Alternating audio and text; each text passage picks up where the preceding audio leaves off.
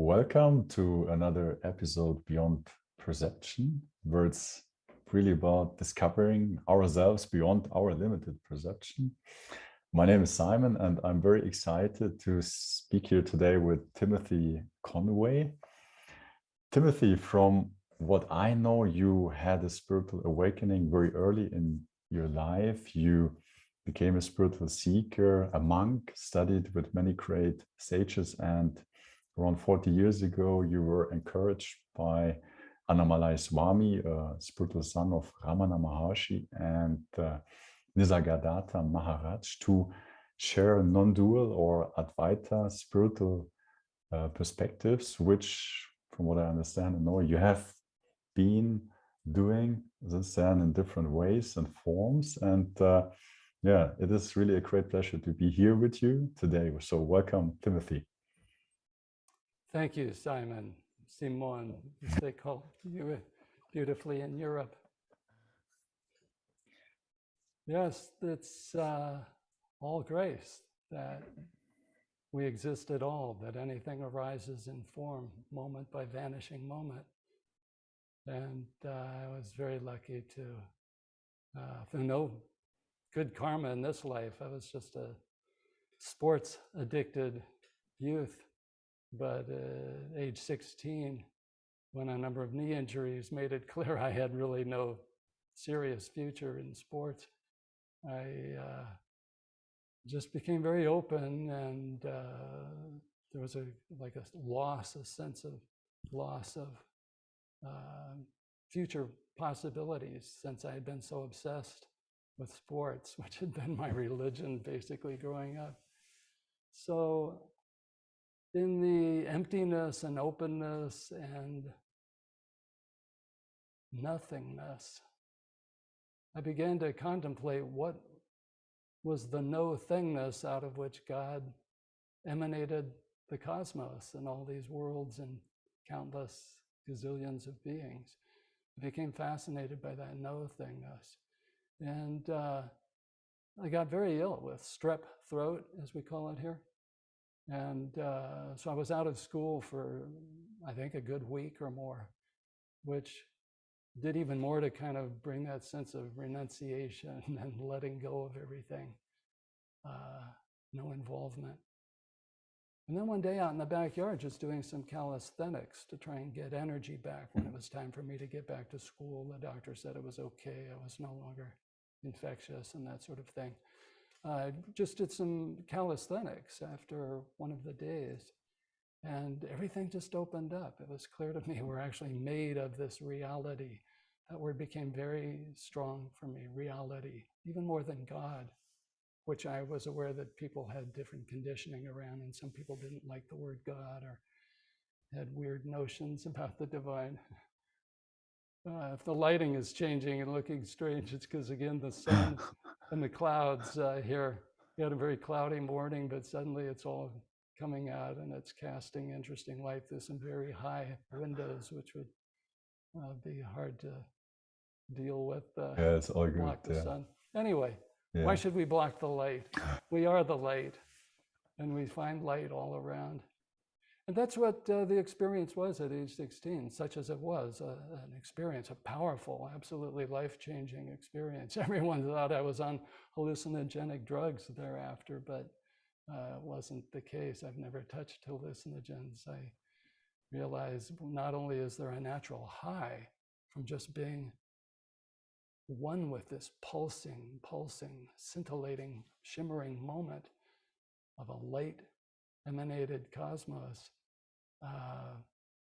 It's not just about being high on that, the rush of all this amazing energy we're always permeated by and made of and surrounded by. It's not just getting high, it's getting really clear on what's right here.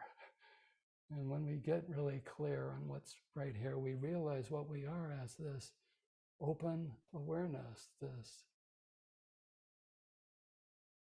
vast open capacity for experiencing and having emotions and behaviors and beautiful intentions arise, various virtues.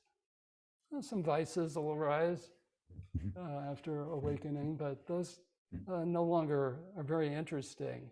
They seem contracted and deranged, frankly, forms of selfishness, meanness, pettiness, all of that just evaporates in the light. And by the grace of what we are, of who is really here, the one divine, the reality dreaming everything and being everyone, by the grace of this, capital THIS, this, graceful, gracious, divine reality, all sorts of virtues start spontaneously blossoming. And, maybe the prime virtue of all, the deep empathy, realizing that this true self, this great divine reality, it's not just inside a me, a body, mind, ego, G package, which is just an instrument. But we find that all instruments throughout the cosmos, all phenomena, all beings, all places, all worlds are permeated by and shimmering with this graceful light of the self, the God self, the divine reality. And we have a lot of names for this reality across the traditions. And they're also beautiful, like the Brahman, the great divine reality, which is not other than the Atman, the true self of all. The great Tao of Lao Tzu and Zhuangzi in ancient China. The Godhead manifesting from supra-personal nature, the persons of Father and Mother, Son and Holy Spirit, as the Christians came up with. The Ein Sof of mystical Kabbalah Judaism, which gave rise to Hasidism, and the idea of the, all beings are just the zenor, the conduits, the channels for the Ein Sof manifesting through the Sephirot tree, down through the Shekinah, to all creation. The Sufis have all their beautiful 99 names of Allah to describe this, the reality, formless and yet forming. That's all of the cosmos and all the beings. So when this is clear right here, you don't need to get, quote, high. There's nothing particular to seek. But there is a holy aspiration after selfish seeking for God as an it, an experience, an energy, a thing, an object. When that seeking falls off, as one of my mentors, Sri Nisargadatta, and his guru, Sri Ramana Maharaj, made quite clear, there's a spontaneous holy aspiration. It's like the whole instrumental nature, merely an instrument. I'm speaking of the body, mind, ego, G processes and phenomena. They light up with this divine light, and they are allowed to be made more wholesome and holy and free of conditioning, unwholesome conditioning. And then various kinds of beautiful conditioning come in, like you may have certain talents as someone who loves his wife Brenda and interviewing your guests. You might be a great orator. You might have musical capacity. New skills can develop, old skills can be utilized for the sake of just sharing bliss and kindness and love. And it's all rooted again in this divine empathy that realizes the self is omnipresent in each and every one. How fantastic, how miraculous that any phenomena appear out of this noumenon, this great absolute. It's always here, closer than close, and in everyone you see.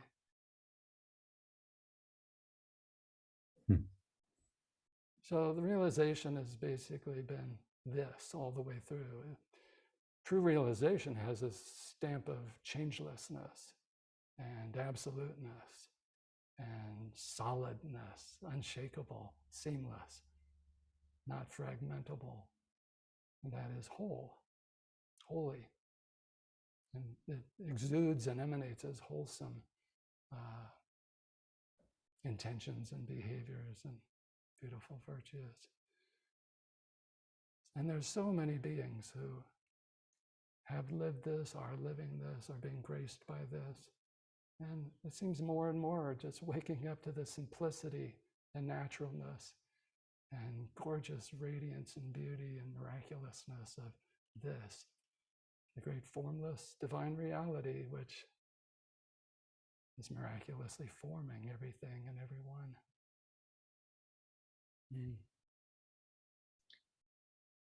And what you're describing is what is termed self-realization. To wake up from the dream of our identification with the experience itself. How would you describe what the teachings of non-duality are about to our listeners who are not yet introduced to maybe Advaita or these teachings? Yes, Simon, the awakening is to this solid, seamless, omnipresent, always already the case reality.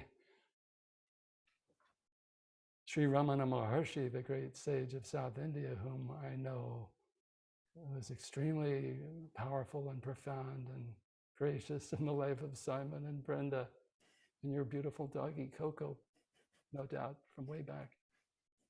Sri Ramana spoke of realization as actually he was speaking very playfully, as a misnomer, because realization implies that something becomes more real. The Ramana made clear there is always only this reality of the divine self, the unborn, changeless, infinite, eternal, omnipresent self. Always already the case was the phrase he beautifully used. So Ramana said, realization is not so much a matter of coming upon the real as some kind of object or phenomenon, or making something real happen. The real is always reality.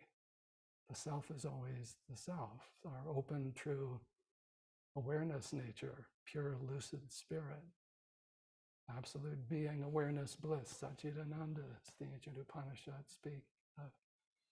This is always the reality. So Ramana said, just stop the effort to try and make real what's only merely phenomenal, only relatively real. That is, the experiences of body, mind, and that sense of self, ego, jiva.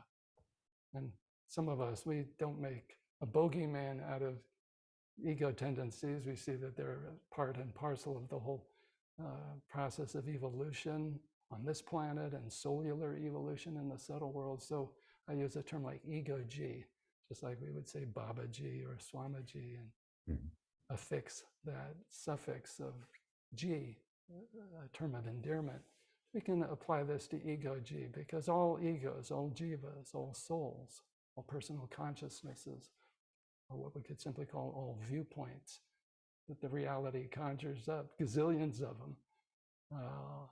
These viewpoints, these ego-jis, these personal consciousnesses that arise in the suprapersonal, they're all instruments of the divine. But Ramana said, stop trying to make the bodily, mental, and ego-ji phenomena some kind of absolute reality. And when this ceasing to reify or thingify occurs, there's a profound relaxation and a natural opening back to this which is always open. There's an awakening to the reality which has always been here. How else could any body, minds, ego-jis, or worlds, heavens, hells, Titan realms, ghost realms, how could any of these realms exist without the self? How could you right now, oh dear listener, what is allowing the mind to function, to understand words, to speak words of love, hopefully to your loved ones all around? So Ramana made it very clear that self-realization is awakening to the always ongoing reality of the true self, which permeates all time moments and all spatial places. And yet this, capital THIS, is always intrinsically spaceless and timeless, therefore infinite, eternal. So it's very natural, very at ease. That's why Sri Ramana, Swami Gyanananda, a great, great Advaita sage who lived about 45 minutes away after he'd wandered around India and settled in a town called Tutukoyala, about 45 minutes south of Annamalai, where Ramana Maharshi was. Another great sage in that era, Yoga Swami from Jaffna, Sri Lanka, the Tamil Hindu northern part of Sri Lanka. They all had this saying in Tamil language of South India, Suma Iru, be still, be still. And that doesn't mean you have to try and live like a statue, you know, frozen, immobile, unresponding, insensitive. No, Suma Iru means at your innermost core, let go the restlessness to try and make that more than it is. Because what's actually always already here is so magnificent beyond words, beyond conception, that you can't thingify your divine no-thingness, the source of all things. Which is why in Zen, Chan and Zen and Son Buddhism in East Asia, China and Japan and Korea, they have this marvelous old saying like, don't add legs to a snake. No need to be artificial. My teacher, Sri Nisargadatta, that very name that he took on as an enlightened poet after his guru, Siddharameshwar, had kind of zapped him open to the absolute. His very name, Nisargadatta, that he took on, datta means like given, divinely given. And Nisarga is a conjoining of two root words, and they basically mean without artificial limbs, without extra appendages. So his very name almost translates like an Indian translation of that old Zen idea of don't add legs to a snake. And he would speak of this as the natural way, finding what is truly our true nature, and the true nature of everyone we meet, not just a bodily form, an object thing out there in one's visual field, or someone out there to touch or slap on the back or hug. No, the true essence of everyone we meet is this vast, open, omnipresent self-nature. Bright, self-shining, lucid awareness. Clear light. Ramana and the ancient Upanishads, our most ancient wisdom texts that first introduced our non-dual wisdom revelation to humanity, was at first the secret forest teaching, which is what the earliest Upanishad, Brihadaranyaka, means. Aranyaka is the forest. The secret forest teaching that was revealed beyond all the rituals and everything that were being practiced in the towns and cities, all those old kind of magical, superstitious Vedic rituals, is that the sacrificer, the sacrifice, and the one to whom one sacrifices the sacrificial objects, all phenomena are pointing back at the omnipresent thou, this Brahman reality, thy true self, the Atman, or Paramatman, the supreme self of all selves, the one sentience by which all sentient beings are sentient. So just like it might seem that in a night sky, the moon shines by its own light, but science has shown us, no, the moon is not self-luminous. It's an object, or if you will, an instrument for reflecting the light of the sun, the source of this solar system. And in the same way, we don't shine by our own light, nothing does. And so to look for a luminous object takes one away from this self-shining, clear light, luminosity of the absolute self-nature, the one alone. And so non-duality, Advaita, means that all apparent plays of opposites, like the positive and negative electric charge, the different directions of spin in an atom at the subatomic level, all these amazing processes, male and female, light and dark, all of these pleasure and pain. We could go through hundreds and hundreds of pairs of opposites. They all inhere. They all find their true reality in this seamless reality that includes all the opposites, and therefore is the oneness principle for all of these phenomena throughout the cosmos. It's like a giant dream being conjured by the suprapersonal divine. And we use the word Advaita rather than ekatva, oneness. We use the word Advaita, non-duality, just to make it clear that the formless, transcendental, absolute source of the universe is not separate from the space-time phenomenal play of the cosmos with all the processes and beings and energies and play of opposites and all the gazillions of different sentient beings throughout the cosmos. None of these are cut off or separate from the transcendental principle. And so non-duality really gives rise to our most sophisticated theologies that later mystics worked out within all the other religious traditions. For instance, in Christian mysticism, Muslim Sufi mysticism, Jewish mysticism, the Taoists and different lineages of Hindu later traditions, 1,000, 1,500 years after the Upanishads. They were all working out a theology, basically, and an applied spirituality of non-difference between the absolute and the emanations of the absolute. No real fundamental distinction between the noumenon, the singular reality, formless, always clear, and the emanations, the phenomena emanated by this noumenon, this divine reality. And so a simple way of expressing non-duality or Advaita is that the divine is beyond all this, absolutely formless. No thing, no thing, no thing. Just clear, lucid, pure spirit.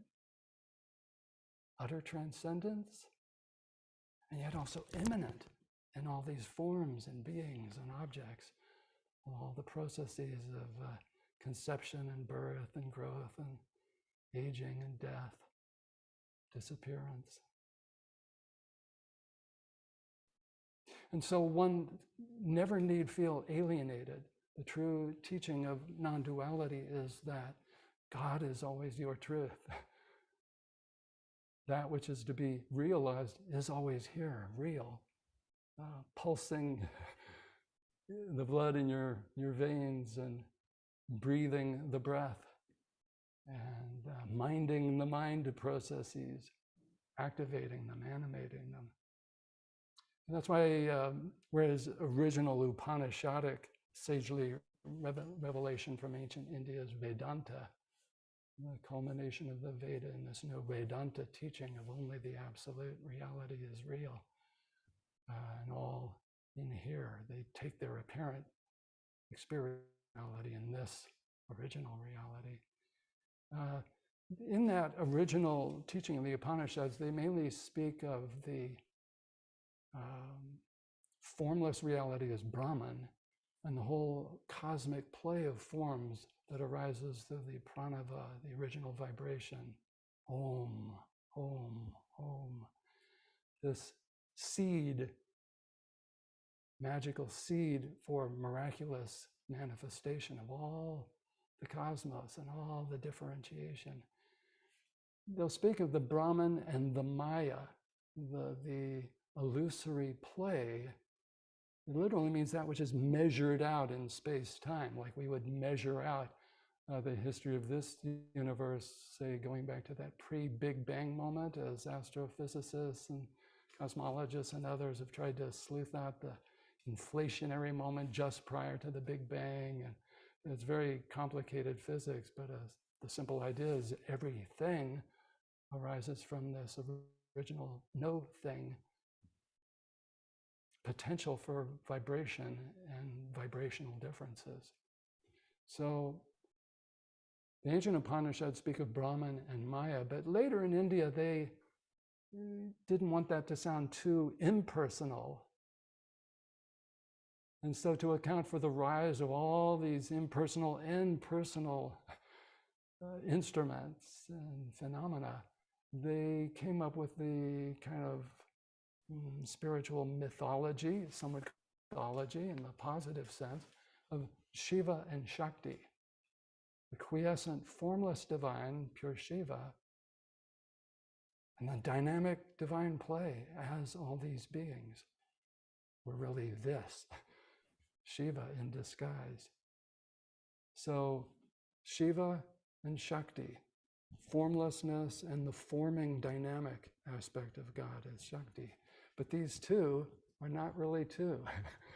Non-duality, Advaita. Shiva is Shakti. Formlessness is the activity of formation. And Shakti is Shiva. All forms are really formless when you really penetrate through inquiry and just curiosity and sincere longing for what is the true reality of thou, which is why many bhaktas, many devotional types in India and saints around the world, they eventually penetrated the particular name and form of God, and the divine would rapture them entirely into the namelessness, formlessness, no-thingness, the bright, clear, whole, full, divine completeness. And that's why these sages would be in rapture, for hours or days or months, for the rest of their life, even when their eyes are open, hands are functioning, mind is functioning. They say God is doing all this. You can find it in all the great mystics from St. Francis and John of the Cross and Teresa of Avila, and got literally thousands of Catholic mystics and many other Protestant mystics, and again, the Jewish mystics. Jesus was a Jewish mystic, basically teaching that Abba is all in all. God is spirit and must be worshipped in spirit and in truth. The Quran has all these revelations. Wheresoever ye turn, there is the face of Allah. And la ilaha illallah, there is nothing but God, nothing but God, nothing but God. So non-duality is basically the ecstatic allowing of God to be fully formless and fully formful, forming as all creation and all beings. And then it's that old line from a 19th century New Thought church person in the US, there's not a spot where God is not. And this was the revelation too of say one of the Germanic people's great Catholic spiritual ancestors, Meister Eckhart, back in the 13th, 14th century. He basically said God is omnipresent and God is so simple, but man gets too complex with thinking too complicated forms of theology or philosophy and becomes blind to what is always already here. He said there's an uncreated aspect of the soul. This, for a lot of kind of non-mystical Christian theologians and archbishops and popes, was considered heretical. Because in the original controversies of the 2nd, 3rd, and 4th century in the development of Christianity, God was the uncreated. And there was a whole, few century long argument, and it became a battle. They were hammering out the creed as to whether Jesus the Christ was uncreated or on the side of creatureliness. And they came up with a very ham-handed, kind of awkward, clumsy way of wording it, but then they only said that about Jesus, that he is fully God and fully man. But the early Christian mystics who were following Jesus' own teachings an example, was that all humans are mere creatures, mere instruments. God alone is the uncreated, yet God is everywhere and everywhen, and in everyone as their true self. And so there is this uncreated aspect of the soul, the shining, clear, divine, self-shining spirit. So Advaita, non-duality, is basically recognizing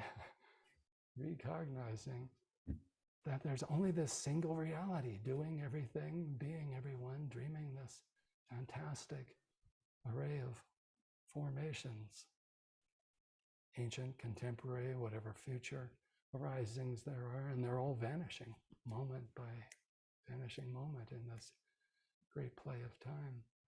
The divine is utterly quiescent, changeless, formless, and all this, including wars and the Holocaust and massacres and starvation and whatever happens in other worlds.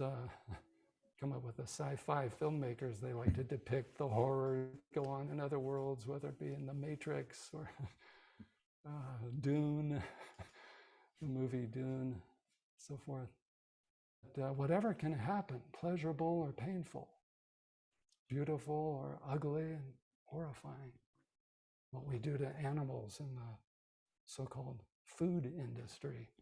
That's why so many of us just spontaneously go vegan on this awakening. It's like the self is in every chicken and rooster, turkey, pig, sheep, cow, beef cattle, steer.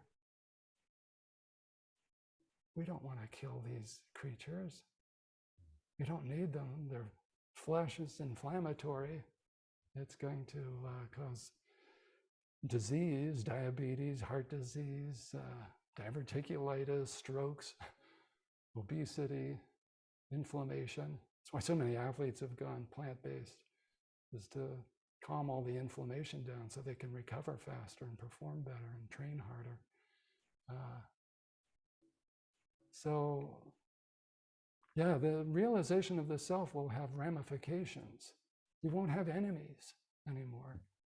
People you might have had grudges or differences with, you'll look at them and realize it's the same self shining out of this person's eyes and this person's eyes, so-called you and me.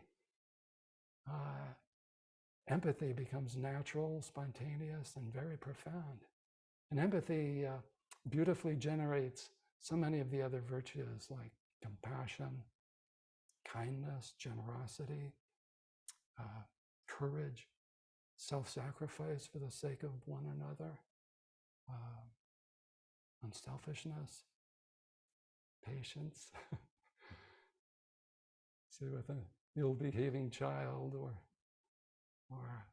oneself. One finds maybe old conditioned tendencies, and one might feel revolted by forms of selfishness that might seem to be arising in the myself. But there's empathy and compassion for that, and a realization, oh, there's been certain old tendencies, maybe real traumas, for certain beings. And, abusive parents or one parent, like a father, would be enough to really wound and damage a psyche for a long time. Even when there would be periods of real freedom, there might be kind of a spasmodic recontracting in the play of the body, mind, ego-G energies. There might be recontracting, but it's only passing. It's not there in deep dreamless sleep. It's not there or here in samadhi, the oneness of all the cognitive and perceptual faculties, and creates this seamless awareness, a trance state of absorption. Sri Ramana, though, advocated, don't just get into this split of active life and then feeling like you need to retreat back into some kind of samadhi, meditation, absorption. Eventually, both are the same. This is another way in which non-duality manifests.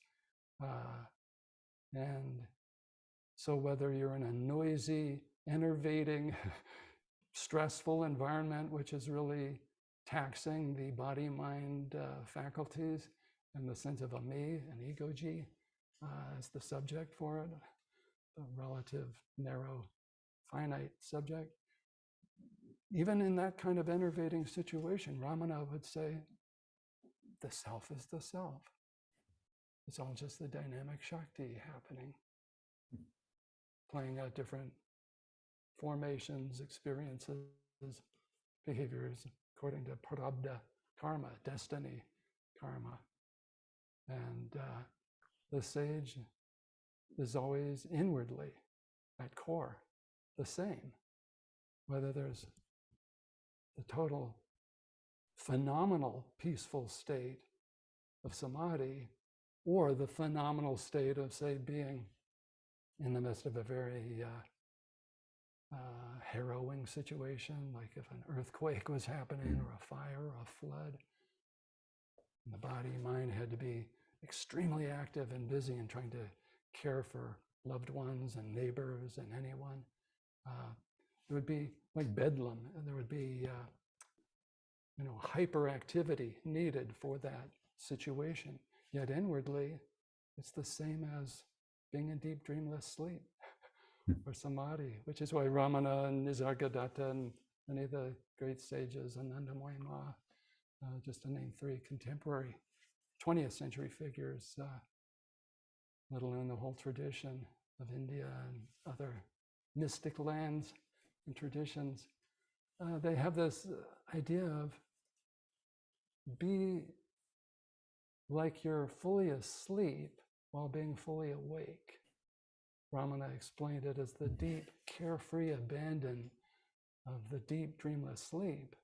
While the eyes are open, the hands are functioning, the mind is functioning, intentions are happening, so forth. Ramana was very active around Ramanashramam. He wasn't just sitting like the mountain out in Achala that stood behind him. He didn't just sit all day. He would be the first one up chopping the vegetables after he'd been kind of meditating. The early risers that came in at about 3 or 4 in the morning, at some point he'd get up and go be chopping the vegetables, and he knew all the spices and best recipes and seasonal times for picking certain herbs and everything. And then he'd be maybe walking around the mountain, or he'd visit persons who were dwelling in the vicinity and ask how they are, and if they were, bodies were comfortable, if they had enough food and water to drink. So Ramana made clear the sahaja samadhi, the natural, unborn samadhi, is the samadhi or absorption state of oneness that allows for the whole play of activity and dynamism of Shakti, the divine manifesting principle.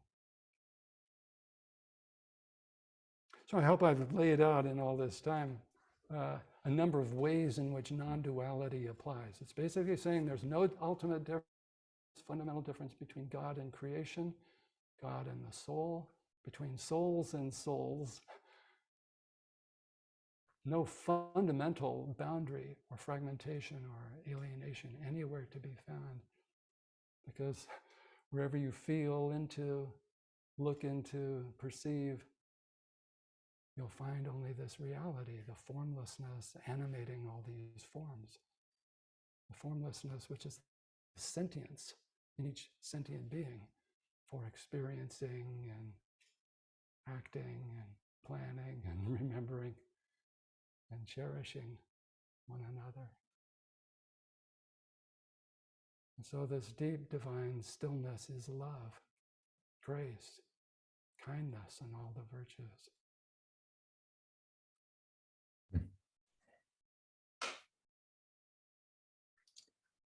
And would you say it is a choice to self-realize, or is it an inherent mechanism of this reality which sooner or later over lifetimes every one or every expression of this reality will experience sooner or later? Or how can one think about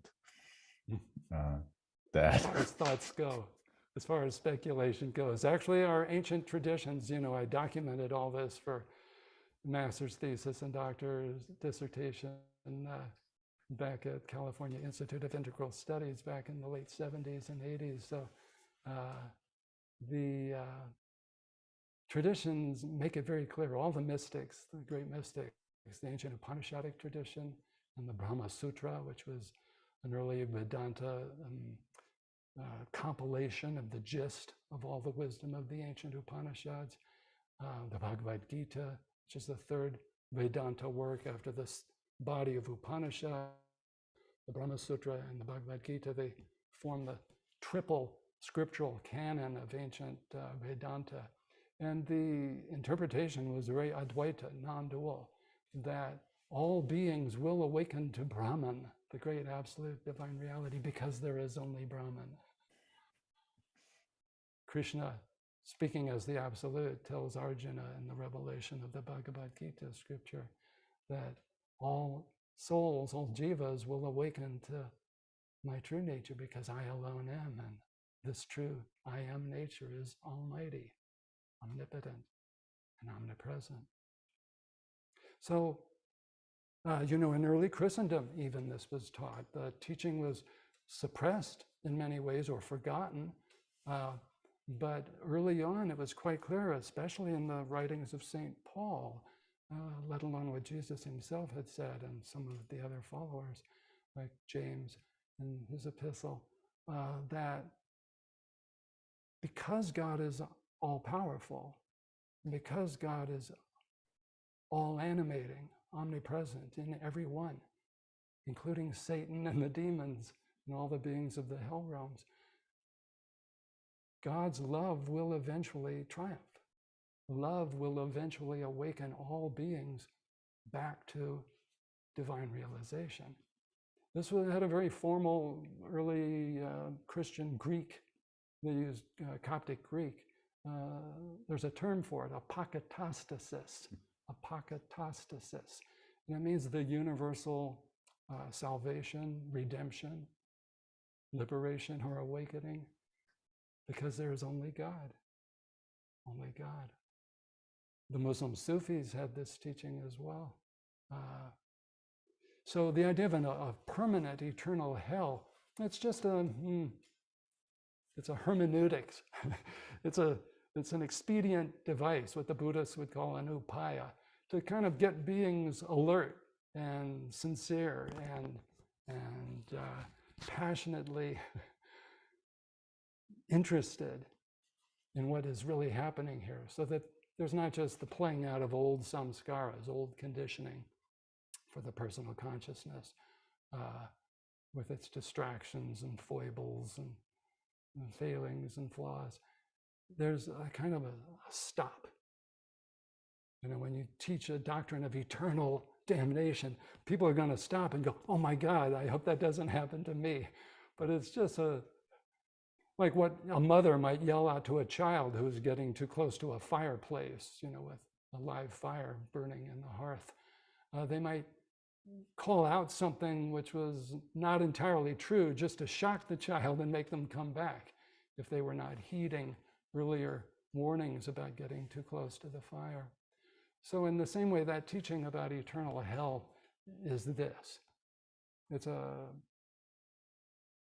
ad hoc, to use Latin, an expedient teaching for certain beings in certain situations. If you will, it's a kind of institutional religion, crowd control, to keep people from becoming sociopaths, if possible, and behave themselves, properly. But with true non-dual spirituality, we don't need these kind of expedient threats. And the true realization is that the divine is everywhere and everywhen. And so all beings will awaken. Now, the question is, well, when? Some people say, I've been meditating for years, I've been reading scriptures. My heartfelt sense of that for certain persons is that there's an amount of trying too hard. And sometimes it's usually almost 99.9% the case, they're looking for divine realization, true self-realization, as some kind of phenomenon, a happening, a thing that will arise in mind field or the sense of heart energy. But this, which is divine, is always on the open near end of who you are. You know, just recede back, as Sri Nisargadatta would say, just recede back into what you always already are as this open, vast, absolute nature, unchanging, unborn. So what's happening is people are kind of looking for God or the self or spiritual realization as a phenomenon kind of out there in the mind. You know, I need to move toward it. I'm going to turn sideways just to make it more clear. Like, I need to move toward that. When in fact, it's about looking right back up into who you are already on the open near end. My old friend, the late great British mystic Douglas Harding, his friend and student Richard Lang created the website headless.org, headless.org, because Douglas had one of his early books, it was his second book, it was a little, very short, readable thing after a big compendium he had made about spiritual realization in the sacred traditions. His second book was called On Having No Head. He said, I woke up one day and realized what was the source or capacity for seeing and hearing and so forth. Douglas was an architect, so he was primarily visual. Almost all his metaphors are visual ones, but we can actually use them in any mode. Hearing, I could share that with you in a few minutes, or touch. But he became really clear that all arising sights, colors, shapes, visual textures, lines and edges, all of that is pointing back to this which is unseeable. Our most ancient Upanishad, the Brihadaranyaka, had said the great Brahman, the supreme Atman self, is the unseen seer of seeing. It also said the unheard hearer of hearing, the unthought thinker of thinking, the unfelt feeler of feeling. In other words, what Chan and Mahayana Buddhism in China would use so often, this idea of the host. Our absolute nature is the ever-free, formless host, this whole variety of formations and worlds and beings and experiences. So to look for God as an experience is already upside down and wrong-headed from the beginning. It's very natural because as spirit, associating with and identifying with this ego-g viewpoint, this finite, limited viewpoint onto reality, what we call the personal consciousness, and then its sub-instruments that it identifies with, the play of perception and sensation, that is the mind faculty, and then the bodily sensations, bodily energies. All of these phenomena, all these things, all these objects of experience are what the personal consciousness is used to. And so naturally, the personal consciousness, when told about the God self or the great possible realization, begins to look for this in the field of experience, when in fact you are always the open capacity for experience, on the near end, the open end, closer than close, right here, capital H-E-R-E, right here on the open end of all experiencing, is the open formless reality you have always already been, that each and every one has always already been. So anyone can awaken to this at any time by simply allowing a loss of temporary interest in what's external, to prioritize in self-inquiry or looking for God or aspiring for spirit, to not presume that you will find this as a that or an it in the land of experience, because experience is arise and pass.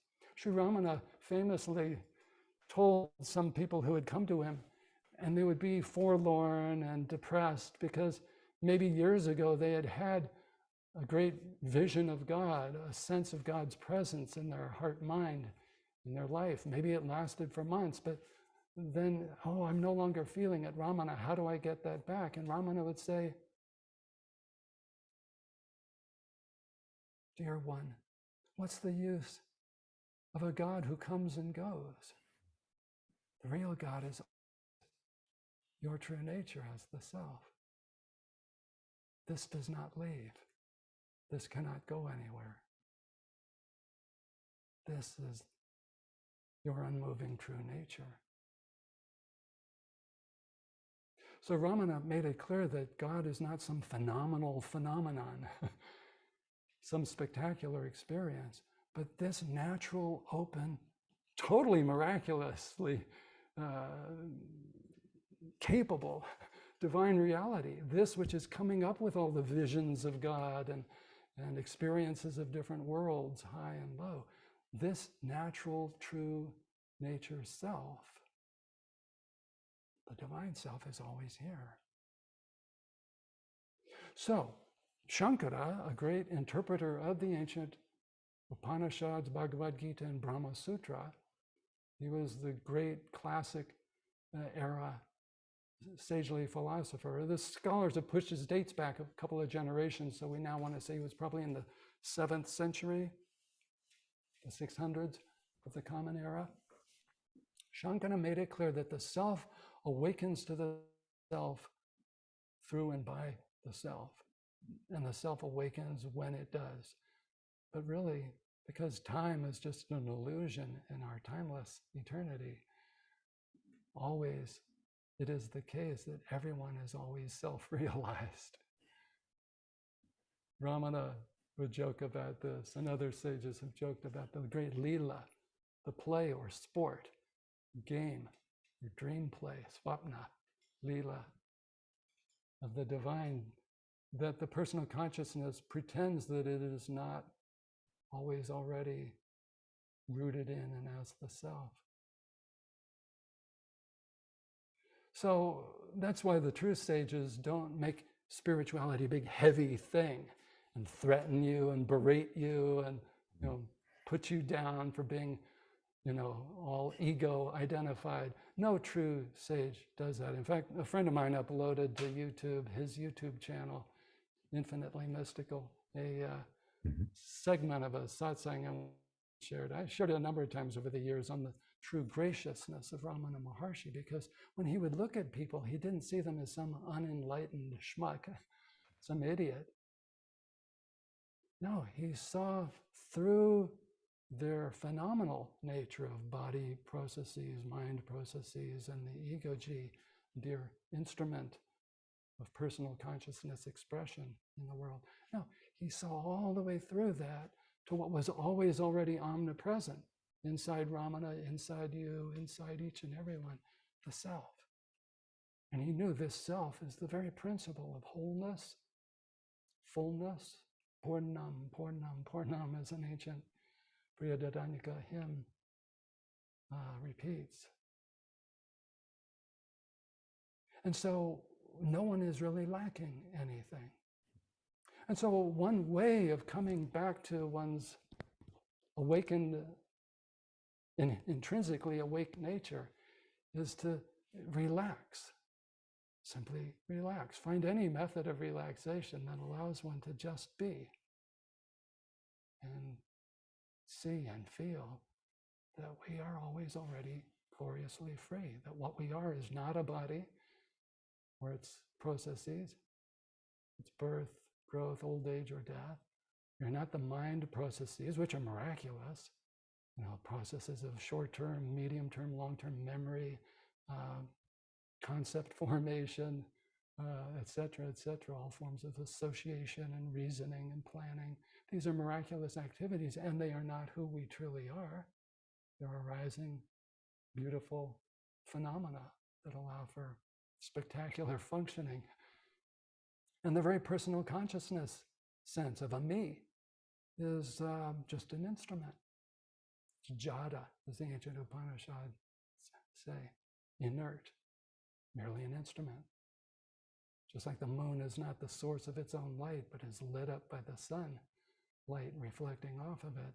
The personal consciousness appears to be sentient and alive and feeling and capable only because of the divine sentience and infinite capacity that's expressing through the ego-G instrument.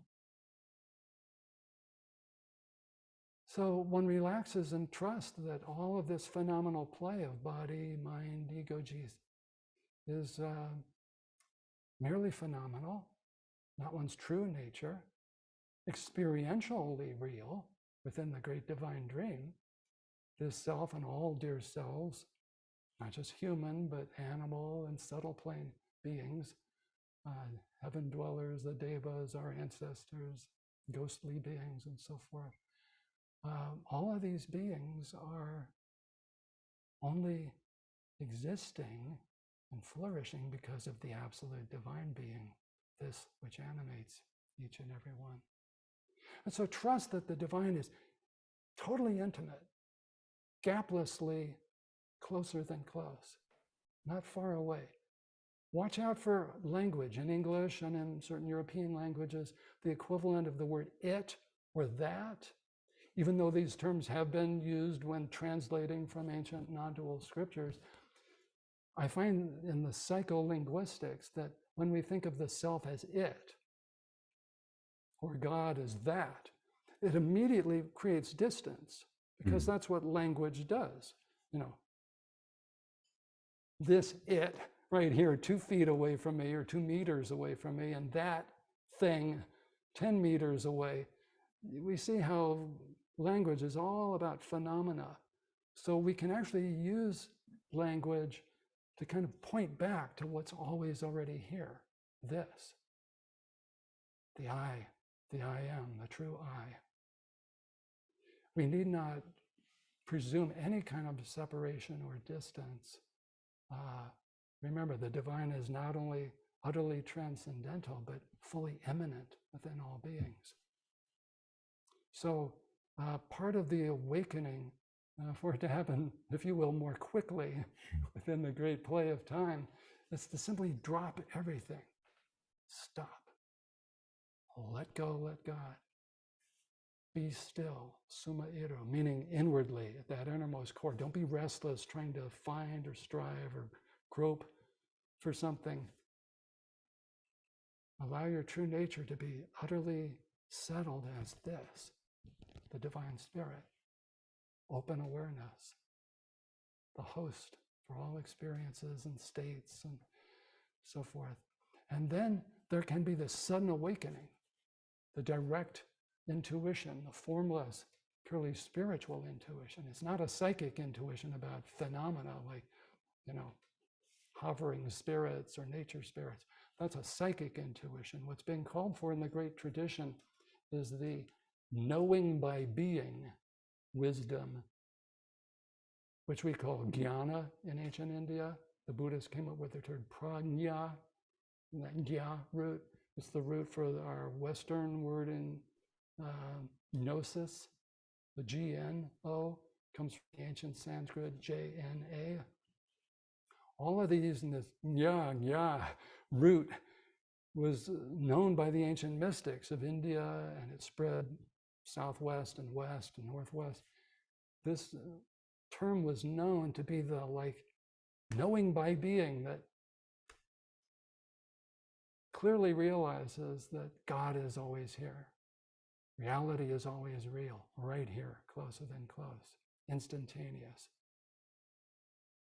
No time needed to find this, no space needed to traverse, which is why even the language of a spiritual path is misleading, because it implies a me, a thing here that needs to get over there to see that divine or find that supernal, supreme reality. Now, the supernal, supreme reality is always looking through your eyes, beating your heart, feeling every feeling, experiencing every experience. let's make this really clear, if you will, with an experiential, intuitional processes that will wake you up to what's at the source of experience and what this pure intuition is. We close the eyes. Because humans are so visual, we get distracted by visual objects. We look at and see things, and they seem solid. Whereas we actually know with subatomic physics, everything that seems like a thing is just that shimmering, buzzing, blooming quantum mystery of vibration and frequencies and mysteries and paradoxes. So we're actually tricked when we look visually and see what we think are relatively solid objects. With the sense of hearing, it becomes much more clear, and I won't say obvious, because the word obvious refers to objects, a word that I coined many years ago to make this clear as subvious. We're going to realize the subvious truth, what's always here as subject. So with the eyes closed, notice that there's different kinds of sounds. Sounds arise in the process of time, and they're very changeable. So when I say the word now, by the time I get to the W sound, the N now is already a memory. It's a memory trace. It's vanished. I've been striking a gong, and there's an initial vibrational moment and then subsequent moments, but they fade out. The whole process of hearing sounds is like attuning to a streaming river, a river of ever-changing moments of sound impulses. They are massaging your hearing sense. We know how the process works physiologically, psychophysiologically, about little organs within the inner ear canal being stimulated by sound waves, and it triggers the firing of neurons that send signals down an auditory nerve to parts of the temporal lobe in the brain and so forth. But the actual experience of hearing,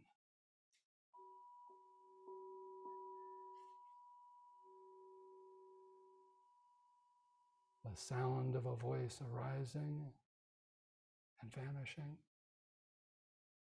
these are all momentary pulses of sounds arising and passing, arising and passing, arising and passing. Now, if we gave you the world's best earplugs and turned off all sound, or we cut that auditory nerve in the brain, there would be the experience of hearing total silence.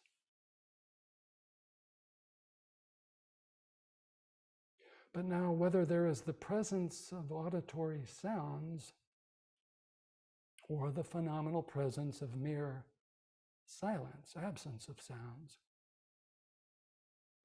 don't you intuitively have the sense deep down as the unheard hearer of hearing, the host for hearing? Don't you have the sense of always being the same changeless, inaudible silence?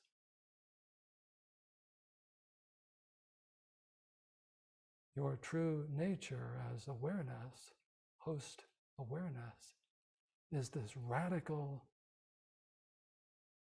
divine silence, stillness, openness, formlessness, in which these sounds, these vibrational impulses arise and massage the hearing sense and create the brain sensations of sound and the interpretation of sound as, for instance, meaningful words of language.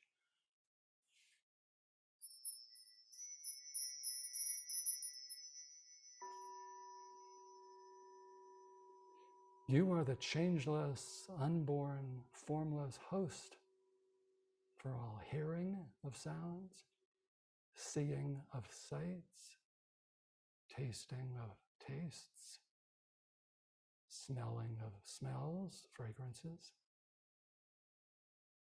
any possible vibrations of form that can arise as part of the phenomenal play of the worlds. Any phenomena that arise are all pointing back to thou, the true I am, the open awareness, absolute self-nature. All phenomena are pointing back, O thou host, thou art the one hearing.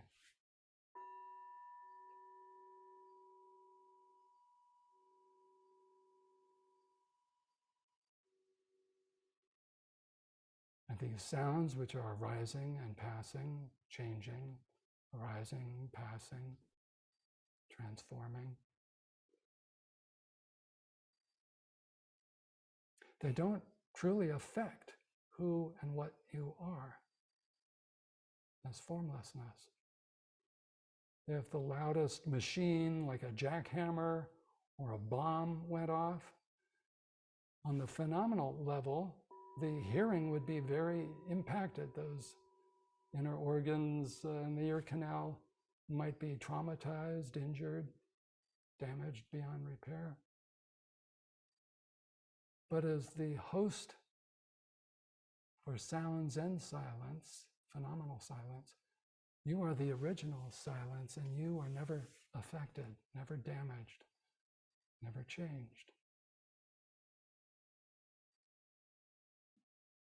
And so for the true sageliness that you are, it doesn't matter whether you're in a quiet meditation retreat or in the busiest part of an urban area with buses and cars honking, loud building equipment, construction equipment. You are always the supreme silence. Whether the body-mind talks or not, you are the supreme silence. And so there's no need to make an enemy of words. Ramana used words, he read words, he would read the newspaper daily. So words and sounds, noises, music, none of these are the enemy or the opponent of what you are as the supreme silence, the original silence, the divine truth. Satchidananda Om. Om Purnamada Purnamida Purnahat Purnamadachyate Purnasya Purnamadaya Purnamaiva Vasishyate. O thou art the supreme fullness. Thou give rise to the cosmos out of supreme fullness, and nothing is left unfull in thy true nature when a cosmos arises. And when the cosmos vanishes back into what thou art, only fullness remains. Fullness, wholeness, Purnam, Purnam. You are always complete as this divine host for all experiences, all hearing, seeing, talking, moving. The change of the states from waking to dreamless sleep, back into dreams, into waking state. All these changes that go on through the 24 hours of each day. You are the changeless, the host for these revolving, passing states.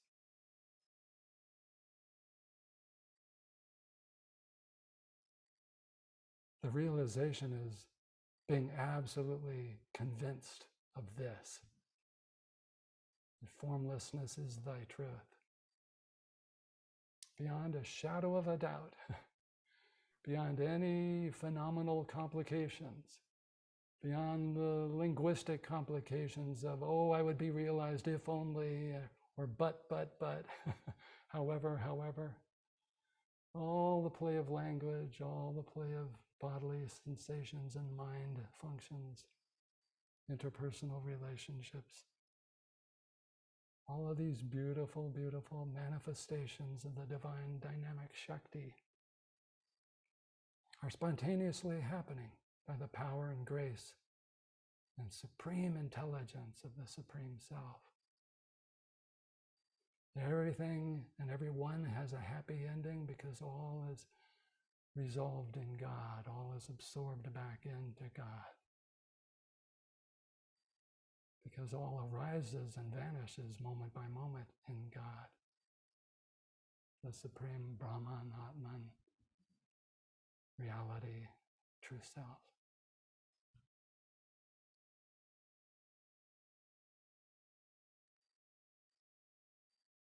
So a momentary thought might arise, oh, how unenlightened this jiva, this self, this personal consciousness is. That's a thought that arises or a perception that arises. It might be empirically, experientially true in the moment, but in the next moment, it's not real. Another arising impulse has come. Check that out.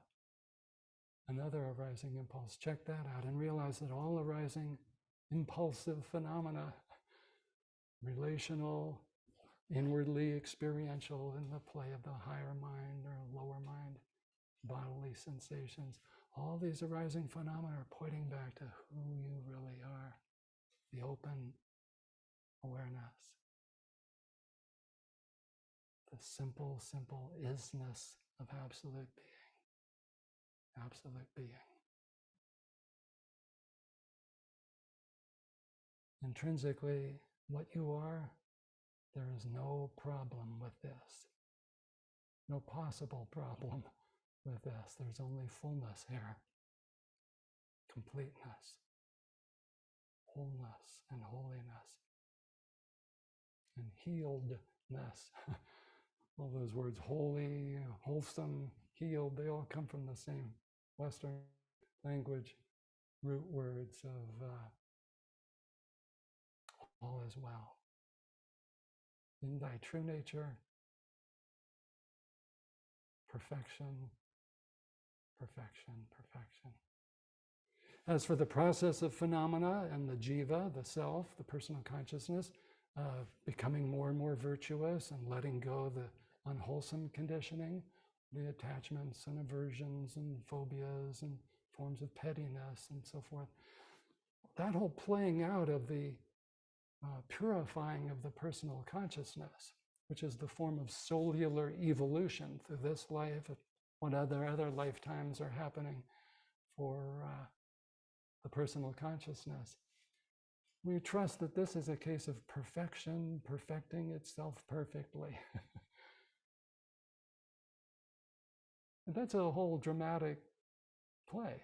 And that's why we have such great literature and stage plays and movies and music, songs, testifying to the drama of the souls and their unfolding, their transforming, their being redeemed from vice into virtue, from hell to divinity. That all plays out in the beautiful, marvelous, miraculous, divine dream play of space, time, worlds upon worlds. But you don't go anywhere, oh absolute. Your true nature, your real self doesn't move, change, lessen, or increase. You are always divine fullness, Purnam, Purnam, Purnam. So spirituality is this lovely twofoldness within the non-duality. That on the experiential level, there's so much more eternal, infinite growth. Even the Buddhas, probably on the phenomenal level, are finding new capacities and perfecting perfection perfectly in their manifestation. But what we are in our instantaneous, timeless, always right here, closer than close true nature, is not a matter for evolution. This is this, absolutely. So spiritually, there's a kind of twofold knowingness. There's this knowing by being of the subvious, subjectively obvious, subvious truth that we are the absolute. And then there's this also being with the dynamic play of Shakti and functioning and allowing different things to be healed, or like say if you're an artist or a musician or in any kind of profession, there can be improving of the skill set, new learnings, growth and attaining more and more levels of magnificence. It's a remarkable divine who is both formless and forming, who is beyond everything and everyone and within everyone and everything, shining as their vital force, their vital power. This is the divine Shakti, who is always one with and not different from Shiva. In other words, God's emanation is animated and lit up and empowered by God, the Godhead.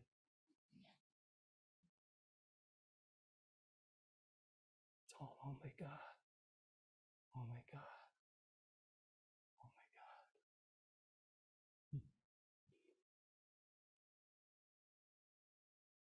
So if there's still some part of the mind that has doubts, that says, well, this can't be true of me, or maybe if it is true, and when will it really be clear?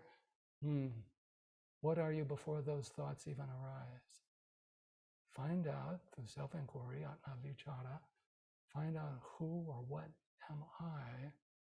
What is the true nature right here?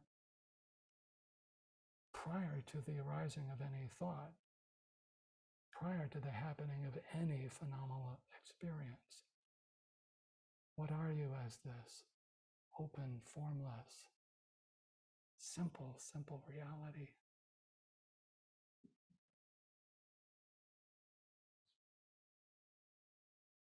So a presumption of being unawake arises. Is that presumption true? You find out right here, right now, no. There's only formlessness, changelessness, unborn,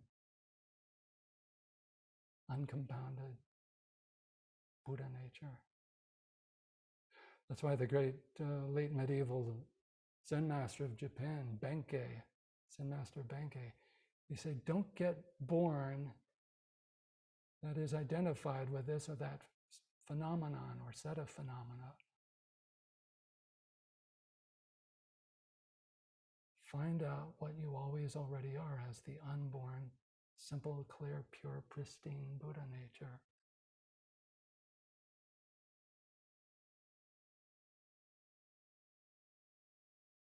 This is thy truth. Directly awakening to this, the spontaneous cultivation of the virtues and straightening out of karmas and so forth, all that happens.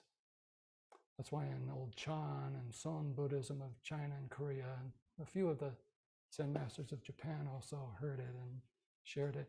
This teaching of sudden awakening, direct awakening to Buddha nature, spontaneously, naturally followed by the expression of the cultivation of virtues.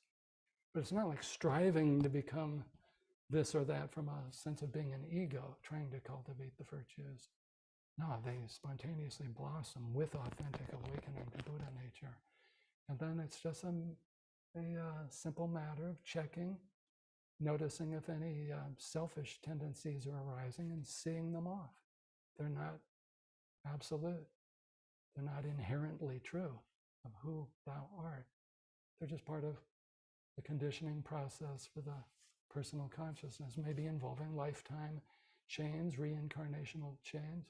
But truly, you are the non-incarnate one, not incarnate in the carne, the meat. You're not trapped in the meat. As the absolute, you manifest out of infinite awareness the universal play of consciousness, the Om Maya play, the dance of Shakti. And within this universal consciousness play, individual personal consciousnesses by the countless gazillions are being emanated. Human persons, animal persons, celestial beings. And the personae are transparent for the universal consciousness, and this dynamic universal Shakti power of manifestation is transparent for absolute awareness right here. Supreme no thing, formless reality.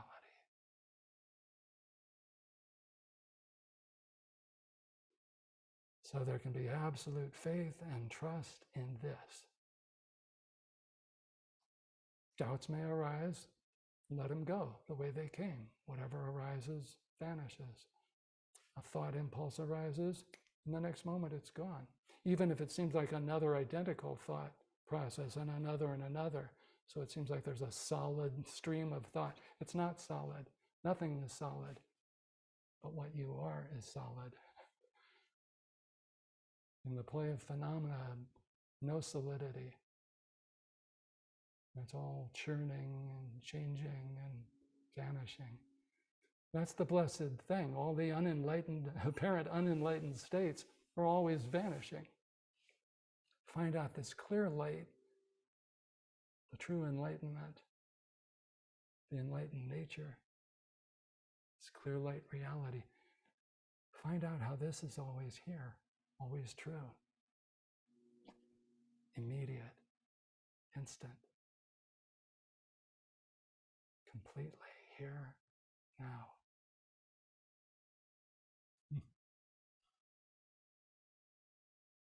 And then it's just allowing the divine to share. What did Sri Nisargadatta once say to some of us? The whole essence of realization is being happy, making happy. And you're only truly happy and will spontaneously make happiness around when there's been this stopping and or receding back into what thou art naturally, without artificiality, without pomposity, the narrow sense of I'm enlightened, you're not. That's why I spoke often over the years about Ramana Maharshi's graciousness. He saw everyone as just as enlightened as himself, because there is only the self, the true nature, the full, complete true nature of each and every one.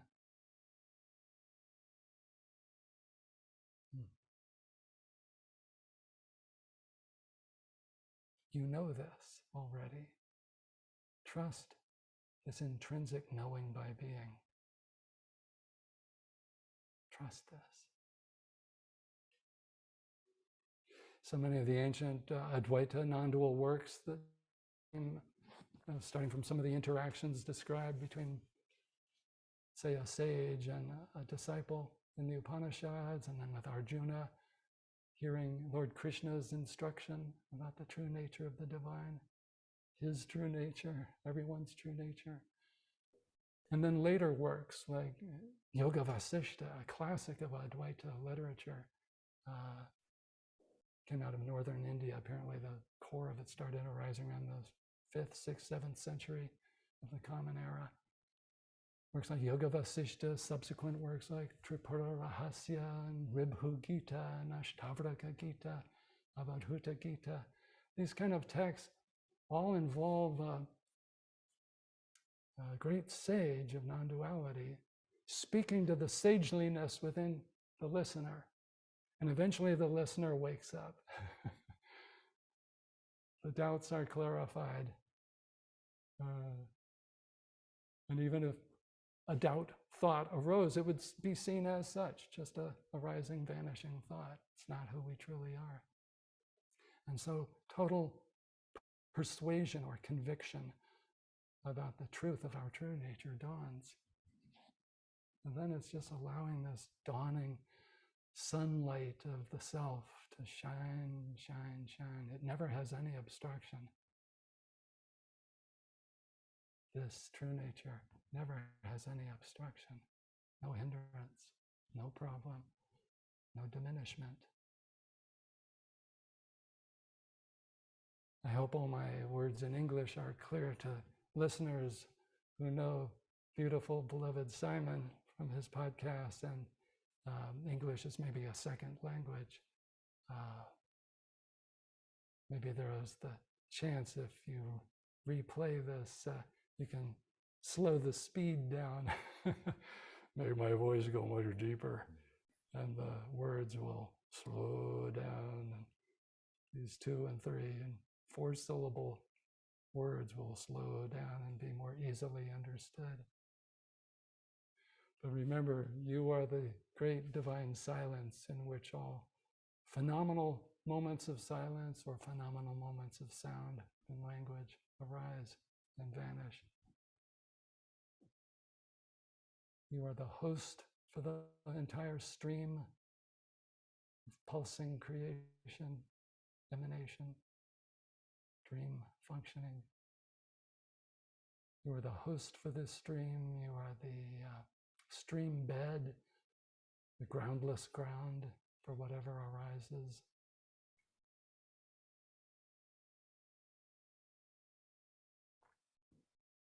You are the very substance of whatever happens.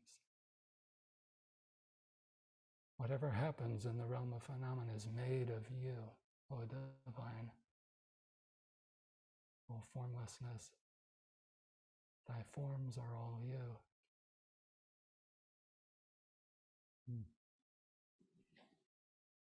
Is this clear? Hallelujah. This is clear. We could use some old Milton Ericksonian hypnosis if it doesn't seem clear. Well, when will it be clear? In another 40 seconds? 40 minutes? 4 days? You don't need 4 days, but it can happen already. Any awakening to our true nature, because our true nature is timelessly, eternally now. But Milton Erickson found a way of using medical hypnosis and psychotherapeutic hypnosis. He's a great sagely hypnotherapist back in the 40s, 50s, 60s, and so on. He came up with interesting questions to de-hypnotize people from their hypnotized forms of pathology and restlessness and so forth, so that things would dawn for people. And in this case, the no thing of reality can dawn at any moment. And so Milton Erickson might say, do you want to wake up right now? 4 seconds ago? Do you want to wake up in 10 seconds? Why wait? But if you will, tomorrow, tonight, any time is the time for the timeless, which is the host for all temporary moments.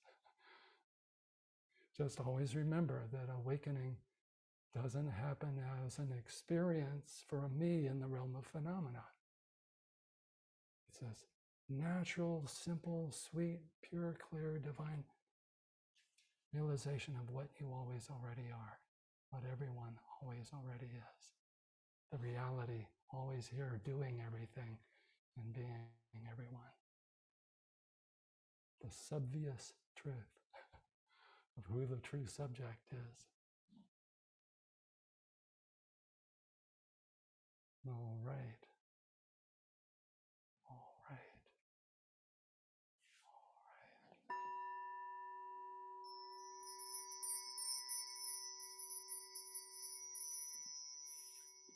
All sounds are announcing the soundless silence. All sights are announcing the clear light formlessness. All bodily sensations, smells, and tastes are all pointing to their very own substance, which is the absolute. Whatever arises in experience is always pointing back to the host, the seamless, full, pure, clear host of all experiences. Shiva and Shakti, not two, but one. Om Namo Shiva Shakti Namo. Om Namo Shiva Shakti Namo. All homage to the great formless divine and formful dynamic divine who are one. Maybe two sides of one coin.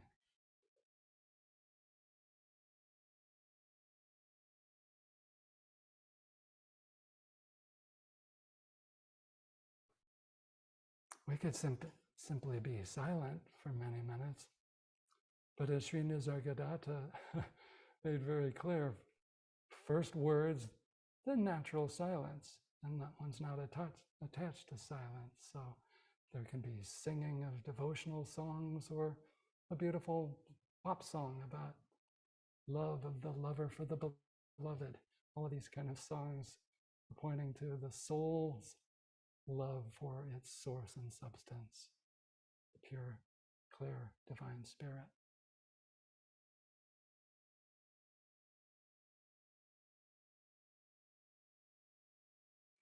That's why Sri Annamalai Swami, I think it was on our second time for meeting. The first time I got to be with him just in silence, one-on-one, for about 45 minutes. But the next day he said, now go down the road to the center of the town of Annamalai, a couple of miles away. His ashram was right next door to Ramana Ashramam to the west. He said, walk down the road past Ramana Ashramam down to the town of Annamalai and go to the busiest hub where the roads all come together, the loudest, noisiest, smelliest part of town, and have that be the same experience as sitting silently in meditation. Experientially, it will feel different. The vibrations are different. The frequencies, the smells, the sounds are different than sitting in, say, Annamalai Swami's little hermitage ashram there, the huge tree and the mountain, sacred mountain behind. But inwardly, as for who you really are, there's no difference whether, again, you're in the busy urban pandemonium, the noise and smells, or whether, say, sitting peacefully in meditation under that tree out at the ashram. That's why the real freedom is freedom in all worlds, with all states, with all experiences, with all relationships. The true sage, your true sageliness, is always free, regardless of the circumstances. Because whatever circumstances arise are obviously the divine manifestation of your subvious divine truth.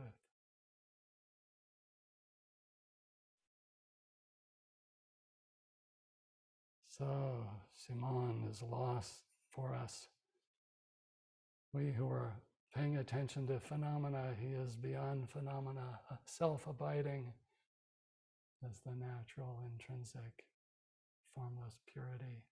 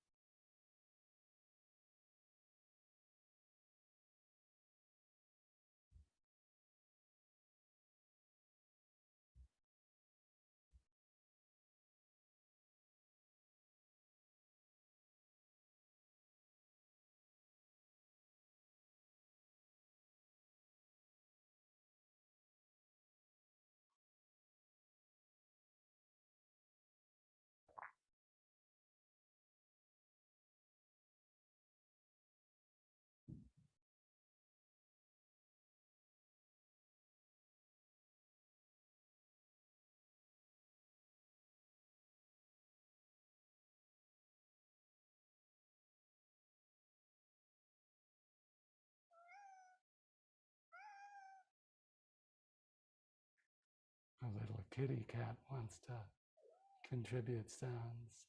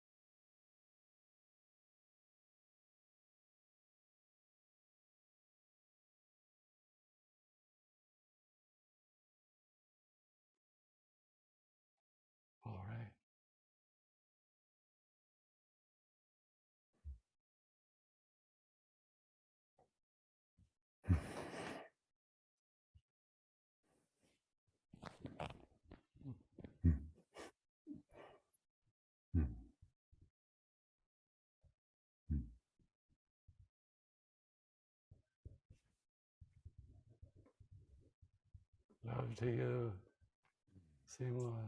Love to to you. Brenda and Coco and all your viewers, listeners. Love is dreaming all this, playing us this.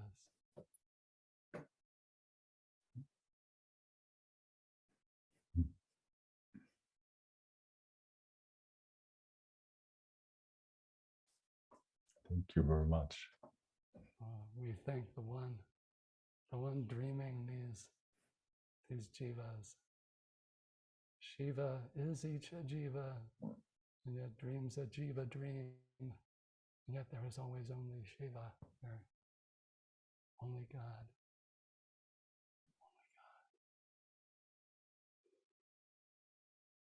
Wonderful program and service you have for dear beings throughout the cyberspace world who can tune in.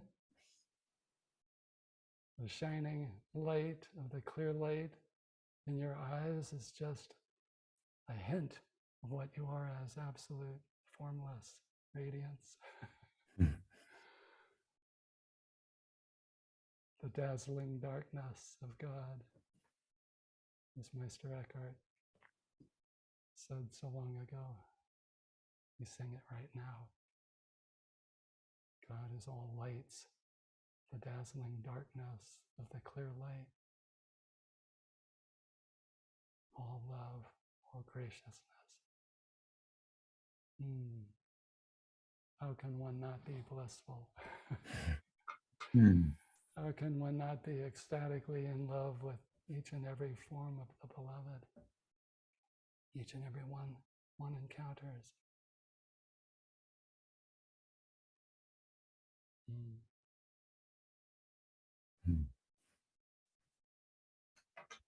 Boundless hugs, dear friend. Yeah, there's not much to say. Yeah, thank you so much. Why we would, in our Santa Barbara satsangs for many years, we'd open with whatever, 25, 30 minutes or so of silence. But after the words, Sri Nisargadatta said, true words come true of you. Then there'd just be singing. What's left when one has used prose? Om Namah Shivaya, Om Namah Shivaya, Om Namah Shivaya, Shiva Om Namo.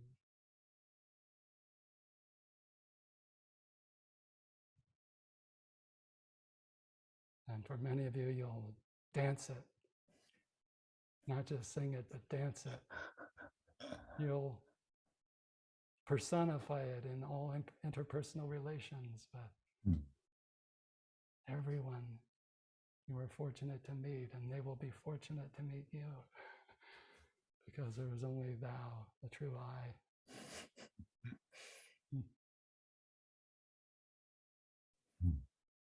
Wow. I think it's time for dinner for Simon and Brenda and Coco, if she's not already fed your beautiful doggy. And thank you so much, Timothy, for this, I don't know how to call it, conversation, sharing, experience. That's what we are.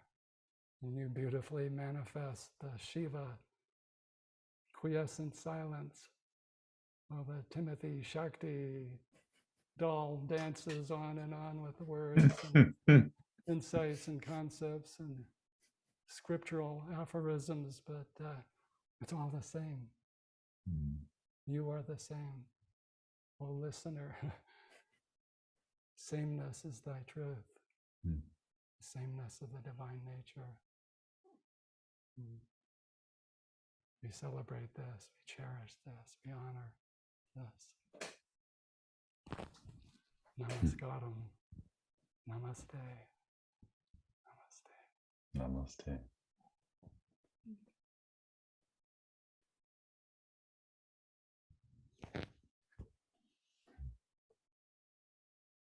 And so thou, O Shiva, must absorb all forms into thyself.